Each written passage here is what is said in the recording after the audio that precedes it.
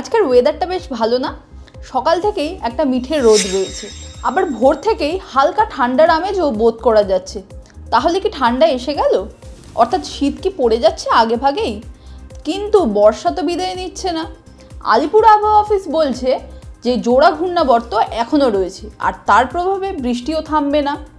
আজ কোথায় কোথায় বৃষ্টি হবে, এই বর্ষাই বা কবে বিদায় নেবে, তা নিয়েই আজ আপনাদের হাওয়া মোড়কে জানাবো আবহাওয়ার আপডেট। আপনাদের সঙ্গে রয়েছে আমি ইপসা। আলিপুর আবহাওয়া অফিসের পূর্বাভাস অনুযায়ী ইতিমধ্যেই দুটো ঘূর্ণাবর্ত রয়েছে। একটা ঘূর্ণাবর্ত রয়েছে দক্ষিণ বাংলাদেশের ওপরে, আরেকটা ঘূর্ণাবর্ত রয়েছে ওড়িশায়। আর এই দুই ঘূর্ণাবর্তের প্রভাবেই দক্ষিণবঙ্গে বৃষ্টি হচ্ছে। উত্তরবঙ্গে কিন্তু এখন আর সেরকমভাবে বৃষ্টির সম্ভাবনা নেই। তবে NH10-এ গতকাল রাতে আবার ধস নেমেছে। তার জেরে বন্ধ হয়ে গিয়েছে বেশ অনেকটা অংশের রাস্তা। পর্যটক যারা রয়েছেন বা যারা ফিরছেন তাদেরকে কিন্তু ঘুরপথে যাতায়াত করতে হচ্ছে। এবার আসা যাক আবহাওয়ার কথায়।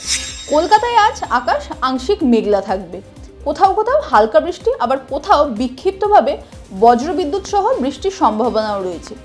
আজ দিনে সর্বোচ্চ তাপমাত্রা থাকবে 31 ডিগ্রি সেলসিয়াস, সর্বনিম্ন তাপমাত্রা থাকবে 25 ডিগ্রি। তবে বাতাসে আপেক্ষিক আর্দ্রতাও কিন্তু বেশ অনেকটাই বেশি থাকবে। আজ বাতাসে সর্বোচ্চ আপেক্ষিক আর্দ্রতা থাকবে 97%।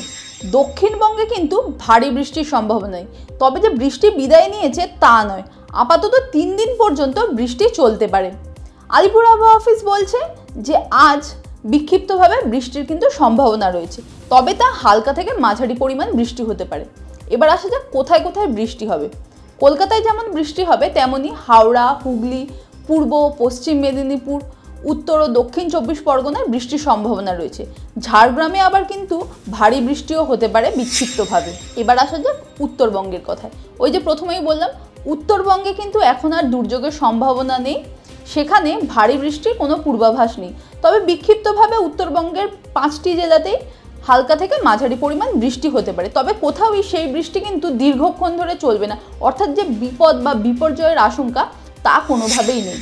আবহাওয়ার এই ধরনের আরও আপডেট জানতে চোখ রাখুন TV9 বাংলা ডিজিটালের পর্দায়।